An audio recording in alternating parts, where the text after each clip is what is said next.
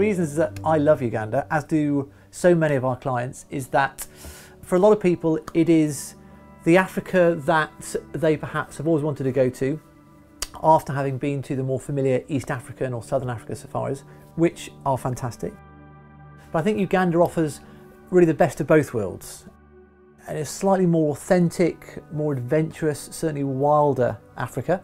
And if you look at where it sits on a map, you have the classic savannas of the East, which a lot of people are familiar with. And it mixes up with the Congolese rainforest of the West. And because of that, you get this incredible diversity of scenery, from snow-capped mountains, active volcanoes, obviously rainforests, lakes, savannas.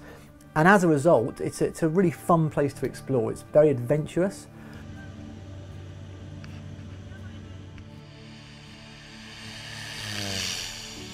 The best way I feel to explore Uganda is to really get out there in a 4x4 with your private guide and kind of head off on those beautiful dirt roads that you see heading off into the distance.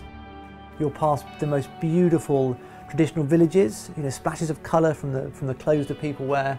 Beautiful markets that you'll see, bananas, papayas, incredible plantations off into the distance. And because of that diversity that I mentioned earlier, it's not just about the gorillas, but of course that's the main reason that people go there. Every time you go and see the gorillas, it's different. I've been going for 15 odd years. Every time I go and see a different group, I see something new, and that's what I love about it. The walk in itself is fascinating, and the adrenaline will get going. And you'll be heading out into this forest. You've got these beautiful trees that are clouded in mist. It looks prehistoric, the forest. Burundi is the most beautiful place. So you can really get a sense of adventure when you head out. And then when you do come across the gorillas, your heart's pounding, you're hot, you're sweaty, you're tired, but all of a sudden it changes. And there you are, literally kind of sometimes this close to gorillas.